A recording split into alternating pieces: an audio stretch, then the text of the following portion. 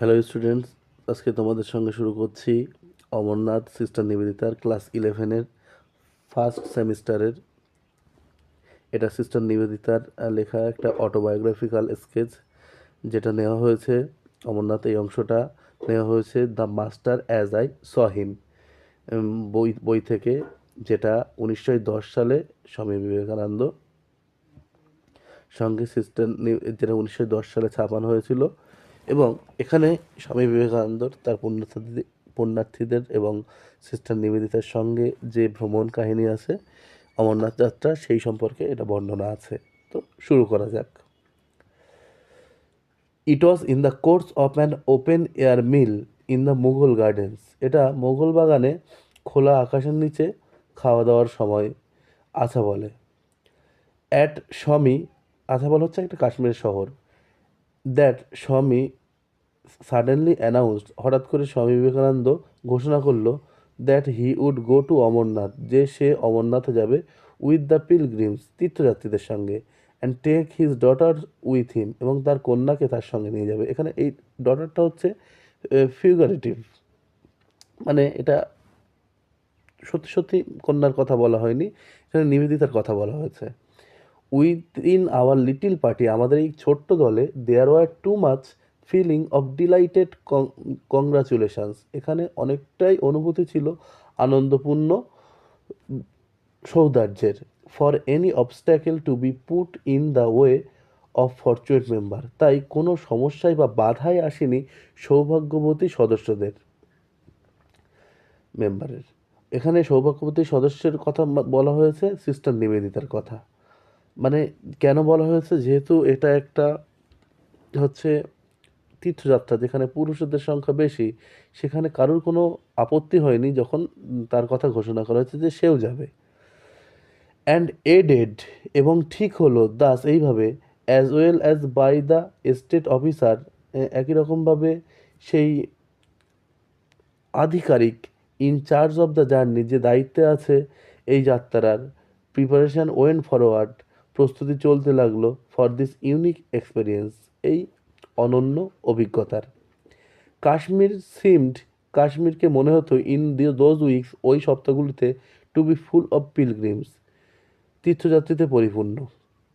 We left Achabal, আমরা আছাবল ছেড়ে গিয়েছিলাম, and return to our boats, এবং আমাদের বোটে করে ফিরেছিলাম, অ্যাট ইসলামাবাদে, ফর ফাইনাল অ্যারেঞ্জমেন্টস, চূড়ান্ত প্রস্তুতি, and everywhere we saw march of gatherings hosts, এবং সব জায়গায়, তাহলে কী হলো, ফাইনাল অ্যারেঞ্জমেন্টস, চূড়ান্ত প্রস্তুতি চলছিল, এবং সব জায়গায় আমরা দেখেছিলাম দ্য মার্চ, যাত্রা দল, অফ গ্যাদারিং হোস্টস, মানে ভিড় করা অতিথিদের।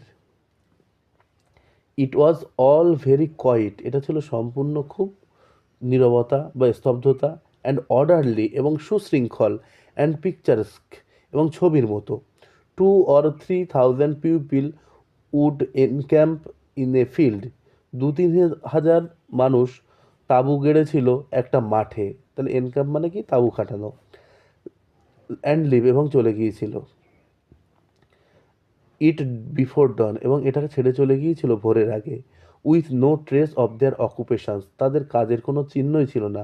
Save the ashes of their cooking fires, শুধুমাত্র এখানে সেভ মানে ছাড়া, তাই শুধুমাত্র কি ছাড়া, তাদের রান্নার ছাই ছাড়া। মানে এখানে বোঝাচ্ছে তাদের দলটা এত সুশৃঙ্খল ছিল যে তাদের যে এতজন লোক একসঙ্গে ছিল, সেখানে কোনো ময়লা আবর্জনা কিচ্ছু না, খুব সুশৃঙ্খলভাবে সব কিছু পরিচ্ছন্ন করে নিয়ে গিয়েছিল। সেখানে যদি কিছু পড়ে থাকতো, সেটা খুবই তুচ্ছ জিনিস, সেটা ছিল হচ্ছে রান্নার অ্যাশ, মানে ছাই আগুনের। দে ক্যারিড আ বাজার উইথ দেম, তারা তাদের সঙ্গে একটা বাজার বহন করেছিল। And at each halting place, এবং প্রত্যেক থামার জায়গায়, দ্য পিচিং অফ টেন্টস, যেখানে তাঁবু ছিল, অ্যান্ড ওপেনিং শপস, এবং দোকান খোলা হয়েছিল, টুক প্লেস উইথ ইনক্রেডিবল র্যাপিডিটি, যেটা অসম্ভব দ্রুততার সঙ্গে ঘটেছিল। মানে সব জায়গায় তাঁবু খাটানো, তারপরে দোকান খোলা, এই দোকান মানে খাবার দাবারের জিনিস, তীর্থযাত্রীদের, এগুলো খুব দ্রুততার সঙ্গে ঘটতো। মানে এতজনের জিনিস, এতজনের তাঁবু হবে, এতটা কাজ হবে, যেগুলো খুব লেট হবে, এরকম বিষয় ছিল না। Organisations appear to be instinctive, এই ব্যবস্থাপনাটা মনে হচ্ছিল যেন সহজাত, মানে খুব স্বাভাবিক। A broad street would run through the middle of one part of the camp. একটা বড় রাস্তা ওই তাঁবুর মাঝখান দিয়ে যেত। And here one could buy, এবং এখানে একজন কিনতে পাবে ড্রাইড ফ্রুটস, শুকনো ফল, মিল্ক, দুধ, ডাল অ্যান্ড রাইস, এবং চাল। দ্য টেন্ট অফ তহসিলদার, তহসিলদারের তাঁবু, উইথ দ্যাট অফ স্বামী অন ওয়ান সাইড, এবং এক পাশে ছিল স্বামী, and my own on the other, এবং আমার নিজের ছিল অন্য পাশে। তাহলে এখানে মাই ওন, এই আমার নিজের, এটা কার কথা বোঝানো হয়েছে? এর দ্বারা বোঝানো হয়েছে যে সিস্টার নিবেদিতার কথা, অর্থাৎ তহসিলদার, তারপরে স্বামী বিবেকানন্দর তাঁবু, এবং তারপরে সিস্টার নিবেদিতার তাঁবু। Was generally placed near some advantageous spot. এটা সাধারণভাবেই রাখা থাকতো এই তাঁবুগুলো বেশ সুবিধাযোগ্য জায়গায়। For the lighting of the evening fire, যেখানে যেন সান্ধ্যকালীন অর্থাৎ সন্ধ্যাবেলার আগুনের আলো পৌঁছায়। And thus his neighbourhood tended, এইভাবে tended to form a social centre, এইভাবে তার নেবারহুড মানে পারিপার্শ্বিক অবস্থাটা তত্ত্ববোধন পেত একটা সামাজিক কেন্দ্র হিসাবে। তাহলে টেন্ডেড মানে তত্ত্ববোধন পাওয়া, এবং সোশ্যাল সেন্টার মানে হচ্ছে সামাজিক কেন্দ্র। There were hundreds of monks, সেখানে হাজার হাজার সন্ন্যাসী ছিল। অফ অল দ্য অর্ডার্স, সমস্ত রকমের। উইথ দ্য গেরুয়া টেন্টস, এবং সেখানে ছিল গেরুয়া তাঁবু। Some no larger than a good sized umbrella, কিছু কিছু তাঁবু এমন ছিল যেটা ভালো সাইজের একটা আমব্রেলা বা এর থেকে আর বড় নয়। অ্যান্ড অ্যামংস্ট দিস, এবং এইগুলির মধ্যে দ্য স্বামীজ ইনফ্লুয়েন্স, স্বামী বিবেকানন্দর প্রভাব, অ্যাপিয়ার টু বি ম্যাগনেটিক, মনে হতো যেন চরম আকর্ষণীয়। তাহলে অ্যাপিয়ার্ড মানে মনে হতো এখানে, এবং ম্যাগনেটিক হচ্ছে চরম আকর্ষণীয়। The more learn of them swarmed about at him at every halting place, আরও অনেক বিদ্বান ব্যক্তি ঘিরে থাকতো বা ভিড় করে থাকতো তার দিকে। অ্যাট এভরি হল্টিং প্লেস, প্রত্যেক থামার জায়গায়। এখানে তার দিকে মানে স্বামী বিবেকানন্দর দিকে, যেহেতু তিনি তাদের গুরু ছিলেন তাই তাদের দিকে এটা ঘিরে থাকতো, এটা বোঝানো হয়েছে।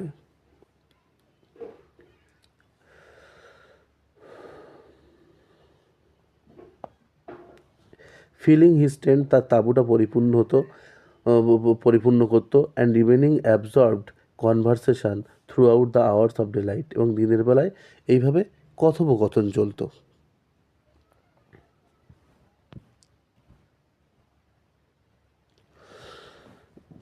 The talk on their side, তাদের পক্ষে যে কথাবার্তা চলতো, হি টোল্ড আস আফটারওয়ার্ডস, তিনি যা আমাদেরকে তারপরে বলতেন, had been all of Shiva, এই সবগুলোই শিবের বিষয়ে। And they had demonstrated with him seriously, এবং তারা তার কাছে, ডেমনস্ট্রেটেড মানে হচ্ছে অভিযোগ করা, তাই তারা তার কাছে অভিযোগ করতো সিরিয়াসলি, সিরিয়াসভাবে। হোয়েন হি ইনসিস্টেড, যখন তিনি জোর দিয়ে বলতেন, অকেশনালি মাঝে মধ্যেই, on drawing their attention to the world about them, তাদের দৃষ্টি আকর্ষণ করার জন্য বিশ্ব সম্পর্কে। তাহলে অন ড্রয়িং আকর্ষণ করার জন্য, দেয়ার অ্যাটেনশন তাদের মনোযোগ, টু দ্য ওয়ার্ল্ড বিশ্ব সম্পর্কে, অ্যাবাউট দেম তাদের বিষয়ে। তাহলে কী হলো, বিশ্ব সম্পর্কে তাদের মতামত কী সেই বিষয়টা এখানে বোঝাচ্ছে। ইভেন ফরেনার্স, এমনকি ফরেনাররা, দে আর্স তারা আকুতি করে বলতো, ওয়ার মেন, তারাও তো মানুষ, মানে ফরেনাররা, বিদেশিরাও তো মানুষ, এখানে ইংরেজদের কথা বোঝানো হয়েছে। হয় মেক সাচ ডিস্টিংশন বিটুইন স্বদেশ অ্যান্ড বিদেশ, তাহলে বিদেশ এবং স্বদেশ সম্পর্কে এতটা পার্থক্য কিসের? মানে এখানে যখন স্বামী বিবেকানন্দ তার দেশত্ববোধের কথা বলতো, ইংরেজদের বিরোধিতা করতো, তখন কিছু সন্ন্যাসী তাদেরকে বলতো যে স্বদেশ বিদেশের পার্থক্য কি, মানুষ তো খুব এক। Nor could many of them understand the warmth of his love and sympathy for Mohammedanism, তাদের বেশিরভাগই কেউ বুঝতে পারতো না উষ্ণতা, তার ভালোবাসার এবং সহানুভূতির, সিম্প্যাথির, ফর মোহাম্মদানিজম, মুসলিম ধর্মের প্রতি। মানে স্বামী বিবেকানন্দ যে মুসলিম ধর্মের প্রতি, সরি, যে স্বামী বিবেকানন্দ যে মুসলিম ধর্মের প্রতি এ, সদয় ছিল, সহানুভূতিশীল ছিল, এইটা সম্পর্কে তারা বুঝতে পারতো না। The same আদারওয়ার্ল্ড Laneige that made স্বদেশ অ্যান্ড বিদেশ ইনডিস্টিংগুইশেবল, এই একই পরলোক চিন্তা যেটা স্বদেশ বিদেশকে তাদের কাছে অভিন্ন করেছিল, also prevented this simple souls, অথচ যদিও এটা বাধা দিয়েছিল এই সাধারণ আত্মাগুলিকে বা সাধারণ মানুষগুলিকে from formally conceiving of a unity, সাধারণভাবে বুঝতে একতা সম্পর্কে, তাহলে কনসিভিং মানে বোঝা, একতা সম্পর্কে, in which Hindu and Mohammedan were but rival elements, যাহাতে হিন্দু এবং মুসলিম ছিল শত্রু, মানে পরস্পর বিরোধী। রাইভাল মানে কি? রাইভাল মানে হচ্ছে প্রতিদ্বন্দ্বী, তাহলে যাহাতে হিন্দু এবং মুসলিম প্রতিদ্বন্দ্বী ছিল, মানে এটা যে সময়ের কথা, সেই সময়ে হিন্দু মুসলিমের কি ছিল? রাইভ্যালরি ছিল, মানে বিরোধিতা ছিল, তারা জাতপাত বিভিন্ন বিষয় নিয়ে একে অপরের সঙ্গে হিংসা করতো। তো বলছে এইটাই তারা হিংসা করতো, অথচ ওই তারাই আবার বলতো যে ইংরেজরা অর্থাৎ স্বদেশ আর বিদেশ ফরেনারদের পার্থক্য কী, এইটা স্বামী বিবেকানন্দ সঙ্গে তাদের মতবিরোধ হতো সেই সময়ে। The soil of the Punjab they urged, তারা বলতো পাঞ্জাবের মাটি ওয়াজ ড্রেন্সড, সিক্ত হয়েছে, with the blood of those, তাদের রক্ত নিয়ে, who had died for faith, যারা মারা গিয়েছে বিশ্বাসের জন্য। হেয়ার সরি হেয়ার এখানে অ্যাটলিস্ট অন্ততপক্ষে let him practise are narrow orthodoxy, তাকে ধর্মীয় ক্রমে সম্পর্কে here at least let him practise are narrow orthodoxy, এখানে তিনি যেন মেনে চলেন ধর্মীয় গোঁড়ামি, মানে এখানে ওই তার যে অনুগামী তাদের কথা ছিল স্বামী বিবেকানন্দ তো এই জায়গাটাই ধর্মীয় গোঁড়ামি মেনে চলতে পারে, মানে বক্তব্য ছিল যে তিনি তাহলে কেন মুসলিমরা তো অন্য ধর্মের, তাহলে তাদেরকে এত ভালোবাসে কেন, এটা তাদের কথা ছিল। আর অর্থোডক্সি মানে হচ্ছে ধর্মীয় গোঁড়ামি। ইন অ্যান্সার টু দিস, ইহার উত্তর দিতে, as become one who was in fact an anachronism of the future, তাহলে এখানে বলতে গেলে একজন হিসাবে বলা যায় যে তিনি ধর্ম সেই সময়ের থেকে অনেকটা আগিয়ে ছিলেন। অ্যানাক্রোনিজম মানে হচ্ছে যে সময়ের থেকে আগিয়ে থাকে, দ্য ফিউচার, তাহলে ভবিষ্যতের সময়ের থেকে অনেক আগিয়ে ছিলেন, মানে এখানে বোঝানো হচ্ছে স্বামী বিবেকানন্দ এমন একজন ব্যক্তি যে এমন সময় পাঠিয়ে তার প্রেরণ হয়েছে, সেই সময়ের থেকেও তো যুগাতীর্ণ ছিলেন, তার চিন্তাভাবনা আরও উন্নত ছিল। স্বামী বিবেকানন্দ মানবপ্রেমে বিশ্বাসী ছিল, এইটা বুঝিয়েছে, তিনি ভেদাভেদে বিশ্বাস করতেন না।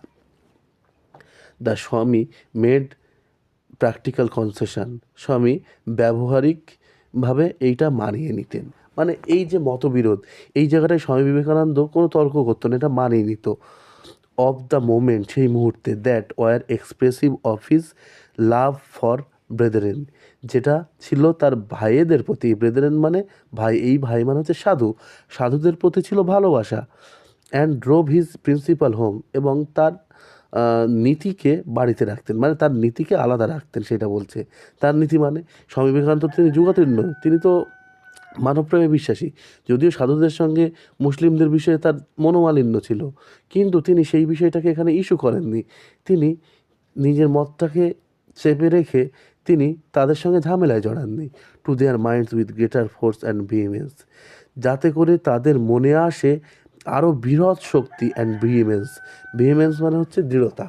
তাহলে কী হলো, স্বামী বিবেকানন্দ তো তিনি যাত্রায় যাচ্ছেন সন্ন্যাসীদের নিয়ে, এখন যদি তিনি এই সামান্য বিষয়ে যদি কোনো মতবিরোধ সৃষ্টি হয়, তাহলে কী হবে, তীর্থযাত্রাটা ব্যাহত হবে, তাই তিনি কী করতেন, তাই তিনি মতবিরোধে জড়াতেন না কোনো তাদের সঙ্গে।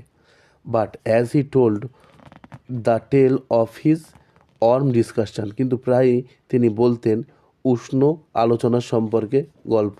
The foreigner's mind could not help, ওই বিদেশি মনসম্পন্ন মানুষ না বুঝে থাকতে পারতো না। উইথ সাম অ্যামিউজমেন্ট, কিছু মজা পেত। নট দ্য প্যারাডক্স, এটা কিন্তু প্রচলিত মতের বিরুদ্ধে, nothing the paradox that the তহসিলদার himself and many officer servants of the pilgrimage had been Muslims, যে ওখানে এই বিষয়টা ছিল যে তহসিলদার নিজে মুসলিম ছিল এবং বিভিন্ন আধিকারিক এবং চাকর-বাকররা তারা মুসলিম ছিল। এর দ্বারা বোঝানো যাচ্ছে যে স্বামী বিবেকানন্দ এই তীর্থযাত্রাটা এমনভাবে অ্যারেঞ্জ করেছিলেন, সেখানে কার্যকলাপ ব্যবস্থাপনায় ছিল মুসলিমরা। মানে তিনি জাতপাতের বিরোধী ছিলেন, এইটা বোঝাচ্ছে। And that no one had dreamed of objecting their entering the cave of Hindu worshippers.